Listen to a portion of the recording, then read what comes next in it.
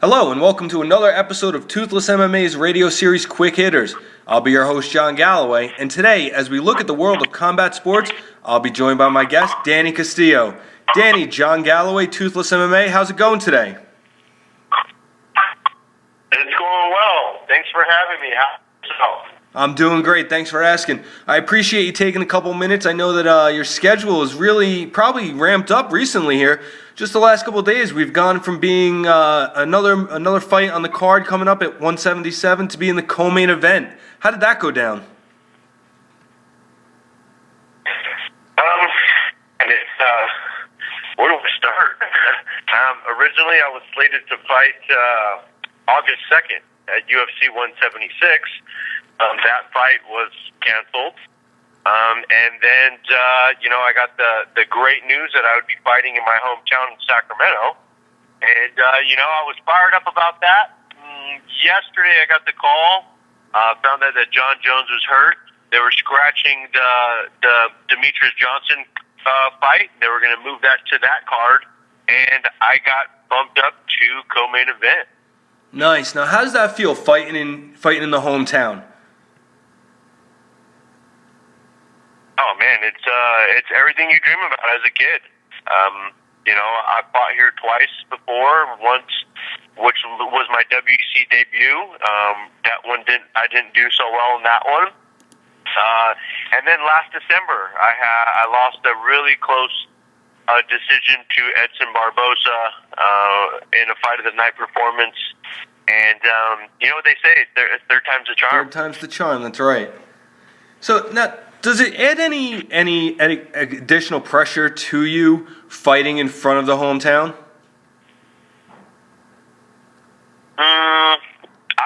I don't think so. Not negative. Not negative pressure. There's pressure to positive pressure. I want to do extremely well. I want to win for my friends and family. It's not it's not every day you get to fight in your hometown. I've had fights in overseas, and I wasn't. My friends and family are able to fly across the country. They're not able to fly, over the pond to see me fight. But I'm at home and they're able to see me fight, so it's a treat. I want to give them the best possible experience they can have. Now, coming into this fight, you're coming off of a knockout win over Charlie Brenneman. Do fights carry momentum for you from one fight to another? Of course, man. It's a huge confidence booster. I'm ready to pick off where I left off. Now, that was a second round knockout, 21 seconds into that second round. In the UFC, you've fought in the UFC 11 times. You got a handful of losses, 3 losses over your 11 fights. In the WEC, you had again 2 losses over the 8 fights that you had there. You're definitely on a streak where you're putting together wins in bunches. Where do you think this leaves you in terms of a title fight? How far out do you see yourself being? 3. 3? Is that what you said? 3 fights. 3 fights out, and then you expect to hopefully be going for the title. Yeah, I mean, being co-main event, I finished this fight in the first round. I finished the fight in the second round with a dominant performance. I get a fight with someone in the top 15, and I get a fight with someone in the top 5, and I'm right in the running. Nice, I like it. Now, coming out of Team Alpha Male, you have a camp that is stocked to the gills with prospects, top fighters. It's really a case of iron sharpening iron here. What's it like coming out of that camp and knowing that you have that support system around you?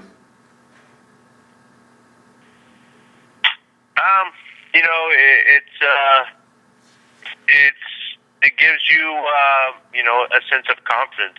I fight with the best fighters in the world every single day. I'm not sure my opponent has 6 team teammates that are in the UFC that are training with them every day. Joseph Benavidez, T.J. Dillashaw, Uriah Faber, Chris Holdsworth, Chad Mendez, Andre Feely, myself. I think that's everyone. I'm not even sure. We have so many guys. We have Andy Ogle, who was on the Ultimate Fighter that we coach. He's been here for a month. I'm a 20-minute drive away from Nate Diaz, who I've been doing a lot of jiu-jitsu with.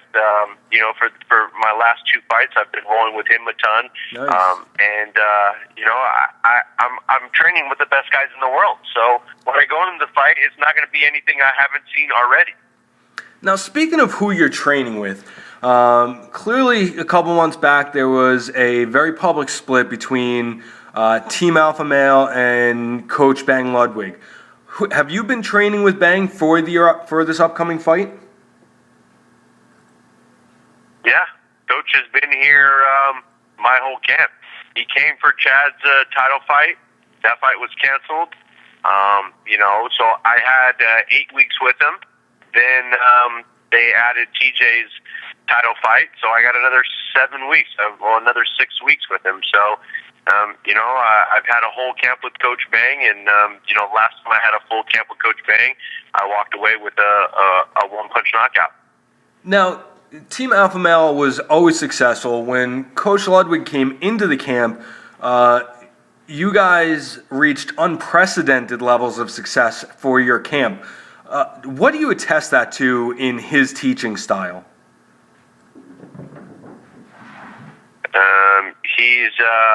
His level of experience. He's been competing in combat sports for his whole entire life. It's just a different look. He's slowed everything down. He's organized everything. He's put everything together, and listening to the man who has the fastest knockout in UFC history is it's comforting. It's for the first time in my whole entire life that I had a coach that worked just as hard as me. So it's a great feeling, and I'm very fortunate to have him as a coach. Now, let's talk about your background in fighting. You started out wrestling in high school, went on to be an NAIA All-American in college. How does twice? How does that wrestling base help you when it comes to your MMA career?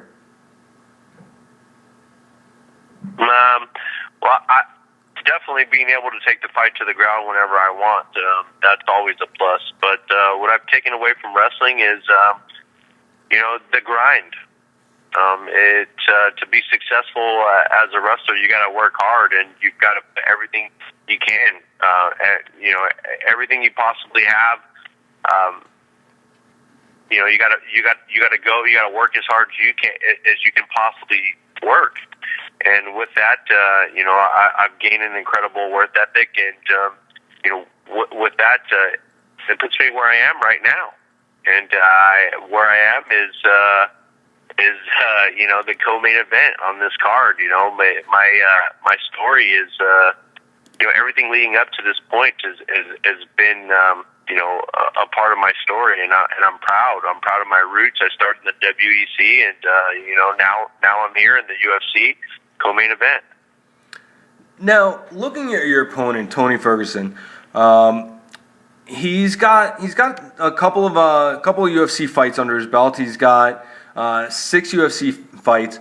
You've got the 11. Do you think that experience under the big lights, and then going back, as you just mentioned, the 8 that you had in the WEC, do you think having that big time experience, big show experience, will prove to be an advantage over him at this point? Or do you think it is, at this point, just a level playing game? Once you've been there, you've seen it? No, I wouldn't say the experience in the bright lights, but I think the experience in terms of the different opponents that I faced, the talent level that I've faced my whole career has definitely put me in a position where I'm more experienced. I'm a true vet. I've fought the best in the world. Back, even back when I was in the WEC, you gotta remember who was in the WEC when I was back fighting in the WEC. It was Donald Cerrone, Anthony Pettis, Ricardo Lamas, Benson Henderson, Shane Roller, Dustin Poirier, Ricardo Lamas, Dustin Poirier, and myself.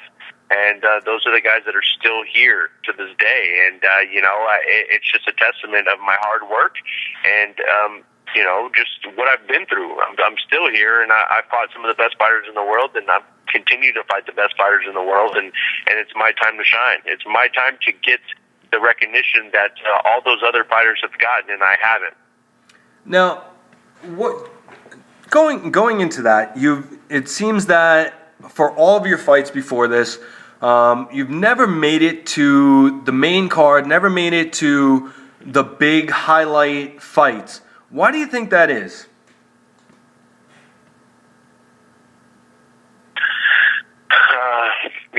It's tough to say. I've gone on win streaks, and lost one and gone on win streaks. I think it's just the weight class I'm in. I'm in the deepest weight class, the biggest talent pool out of all the UFC. There's more lightweight fighters signed to the UFC than any weight class, and the most dynamic fighters are in the lightweight division. I feel like if I was in any other weight class, I'd have a bigger name. But unfortunately, I'm in a really tough and deep weight class. So, if you don't have big win streaks and dominant performances, you just kind of get lost in the shuffle. Have you ever which is kind of where I'm at right now. But go ahead. I was just going to ask, have you ever considered changing weight classes, either moving up or moving down?